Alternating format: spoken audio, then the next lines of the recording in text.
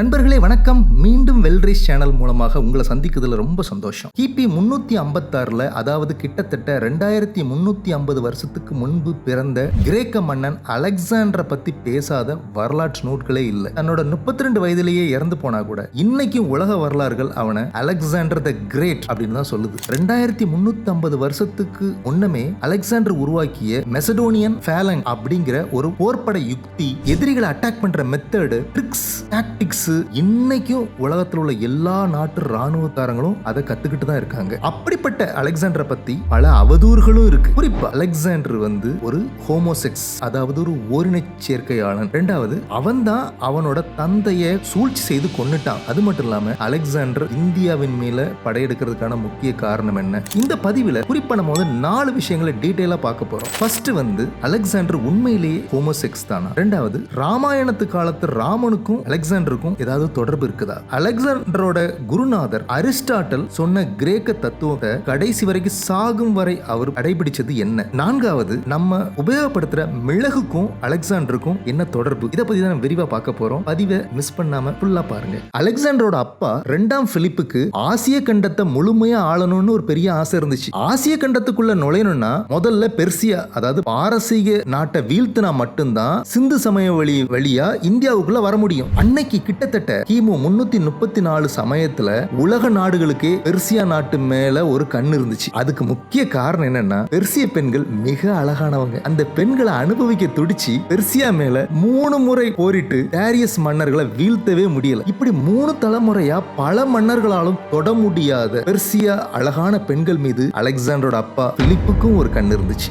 Persia நாட்டை பிடிக்கணுங்கிறதுக்காக பெரிய படையை உருவாக்கணும்னு முதல்ல ஐரோப்பிய நாடுகள் எல்லாம் படையெடுத்து ஒன்றிணைச்சு ஒரு பெரிய படையை உருவாக்குறாரு. இந்த நேரத்துல தான் பிலிப்ஸ் சூழ்ச்சியால கொல்லப்படுறாரு. பிலிப்ஸ் கொல்லப்பட்டதுனால 19 வயசுலயே அலெக்சாண்டருக்கு ஆட்சி பொறுப்பு கிடைச்சிருச்சு. உள்நாட்டு மன்னர்கள்லாம் அலெக்சாண்டரை பார்த்து ஏளன பண்றாங்க, இவன் சின்ன பையன், இவன் என்ன செய்ய போறான் அப்படின்ட்டு. ஆனா அலெக்சாண்டர் அதிரடியா தனக்கு எதிராக இருந்த உள்நாட்டு மன்னர்களை எல்லாத்தையும் காலி பண்றாரு. பல அதிரடி நடவடிக்கையால கிரேக்க நாடுகளை ஃபுல்லா சில மாதங்களிலே தான் கட்டுக்குள்ள கொண்டு வர்றாரு. அடுத்த கட்டமா பிலிப் ஆசைப்பட்ட மாதிரி பெர்சியா நாட்டை பிடிக்கணும், தான் தந்தையோட கனவை நனவாக்கணும் அப்படிங்கிறதுக்காக மிகப்பெரிய சூழ்ச்சி செய்து பெரிய படையை திரட்டி பல மாதங்களாக போராடி 3ஆம் டாரியஸ் மன்னனை வீழ்த்தி முதல் பெர்சியாவை வென்ற கிரேக்க மன்னன் அப்படிங்கிற பேரை வாங்குறாரு. பெர்சியால உள்ள எல்லா குறுநில மன்னர்களையும் அலெக்சாண்டர் படை கொன்று குவிக்குது. அலெக்சாண்டரோட இந்த வெற்றி உலகம் முழுவதும் பரவுது. இந்த போர் யுக்தியை பத்தி பல வரலாறுகள் இன்னைக்கு வரைக்கும் பேசிக்கிட்டு இருக்காங்க. நான் அதை பத்தி போக விரும்பல. எல்லாருக்கும் அலெக்சாண்டர் மேல பயமும் பொறாமையும் ஏற்படுது. பொறாமை எதுக்குன்னா,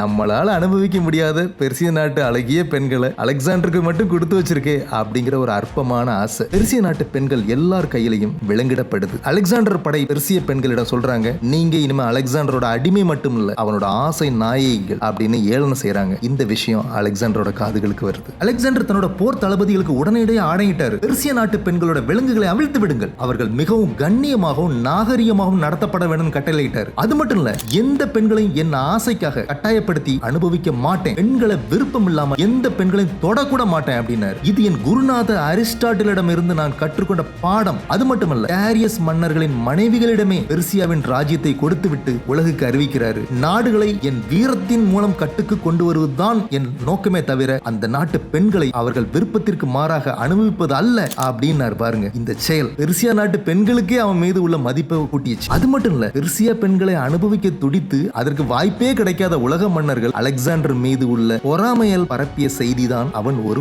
ஓரின செயற்கையாக இருந்திருப்பான், அதனால தான் பெர்சியால உள்ள அழகிய பெண்கள் கிடைச்சும் அனுபவிக்காம விட்டுட்டான். ஆனா உண்மையிலே அலெக்சாண்டர் ஒரு கண்ணியமான ஆண்மகன். பல வருடங்கள் கழித்து அதே பெர்சியா நாட்டில் உள்ள 2 பெண்களை அவர்கள் அனுமதியோட முறைப்படி திருமணம் செய்து கொண்டார். அதுக்கப்புறம் ஆப்கானிஸ்தான், பாகிஸ்தான், சீலம் நதியை கடந்து இந்தியாவுக்கு வந்த பிறகுதான் அலெக்சாண்டரோட வீழ்ச்சியும் ஆரம்பிச்சிச்சு. இந்திய எல்லையில நடந்த மிகப்பெரிய போர் போரஸ்ங்கிற புருஷோத்தமனுக்கும் அலெக்சாண்டருக்கும் நடந்தது. போரஸ் என்கிற புருஷோத்தமன் சோழ பேரரசின் ஒரு பிரிவுன்னு சொல்லப்படுது. சீலம் நதி பல மைல் அகலமும் நீளமும் கொண்டது. அதை கடந்து போரஸ் மன்னனை கூட சண்டை செஞ்சு அலெக்சாண்டர் படைகளுக்கு வெல்றது பெரிய சேலஞ்சிங்கா இருந்துச்சு. அன்னைக்கு அலெக்சாண்டர் செய்த போர் யுக்தி வரலாற்றுல இன்னைக்கும் பேசு பொருளா இருக்கு. மணல் திட்டுகள் வழியா நதி கடக்கிறது, போரஸ் மன்னனோட படைகளை திசை திருப்புறது, மலைகள் வழியா சுத்தி அடிக்கிறது அப்படின்னு பல யுக்திகளை கையாண்டு போரஸ் மன்னனை சிறைபிடிக்கிறார் அலெக்சாண்டர். அன்னைக்கு போர்ல போர்ல பெரும் உயிரிழப்பு ஏற்பட்டதா, அதுதான் பெரிய போர் அப்படிங்கிற வரலாற்று ஏடுகள் இன்னைக்கும் குறிப்பிடுறாங்க. வழக்கம் போல அலெக்சாண்டர் தனது பாணிலேயே தான் வெற்றி பெற்ற பாகத்தை போரஸ் மன்னனிடமே கொடுத்துட்டு தெற்கு இந்தியாவை நோக்கி நகர்றாரு. இந்த சம்பவம் ராமாயணத்துல ராமன் செய்தது அப்படி நினைவூட்டுற மாதிரியே இருக்கும். ராமன் இலங்கை மேல 2 கடலையும் இணைக்கிறதுக்காக, அதாவது வங்காள விரிகுடா இந்திய பெருங்கடலை இணைப்பதற்காக ரொம்ப சிரமப்பட்டு ஒரு பாலம் அமைச்சு 10,000 படை வீரர்கள் இருந்த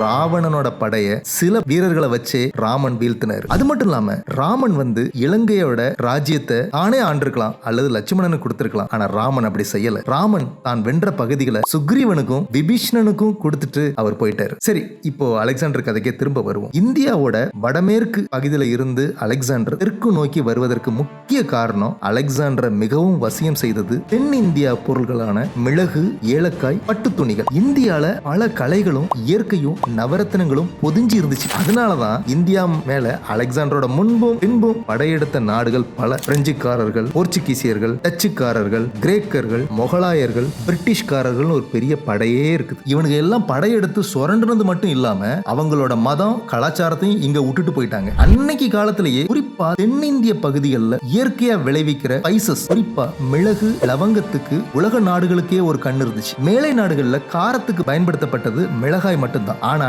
நாம 4000 வருடங்களுக்கு முன்பாவே ஆரோக்கியமான மருத்துவ குணமிக்க மிளகு பயன்படுத்தி இருக்கிறோம். இன்னைக்கும் உலகெங்கும் பயன்படுத்தப்படுற மிளகு தென்னிந்தியாவிலிருந்து எடுத்து செல்லப்பட்டதுதான் அப்படிங்கிற தகவல் இன்றைய தலைமுறைகள் அவசியம் தெரிஞ்சு வச்சுக்கணும். அடுத்து, அன்றைய இந்தியாவின் பட்டு நூல் உற்பத்தி, பட்டு ஆடை உற்பத்தி உலக ராஜாக்களின் கவனத்தையே ரொம்பவும் ஈர்த்திருக்கு. அதை பற்றிய குறிப்பு பைபிள்ல கூட இருக்குதுன்னு சொல்றாங்க. அது ஒரு பக்கம் இருக்கட்டும். அலெக்சாண்டர் தென்னிந்தியாவை நோக்கி வர முக்கிய காரணம் நம்ம பயன்படுத்தின ஸ்பைசஸ், பட்டு உற்பத்தியை கைப்பற்றுறது தான் பெரிய நோக்கமா இருந்துச்சு. இந்திய கலாச்சாரத்தை அழிக்கணும்னு நினைச்ச எந்த மன்னனும் நல்லா வாழ்ந்ததா சரித்திரமே இல்லைங்க. அதே தான் அலெக்சாண்டருக்கும் நடந்துச்சு. நம் முன்னோர்களோட வீரத்தையும் பண்பாட்டையும் கலையையும் கொஞ்சமாவது திரும்பி பார்ப்போம். இந்த பதிவை பற்றி உங்க கருத்துக்களை கமெண்ட் பாக்ஸ்ல தெரியப்படுத்துங்க. லைக் பண்ணுங்க, ஷேர் பண்ணுங்க, சப்ஸ்கிரைப் பண்ணுங்க. நன்றி, வணக்கம்.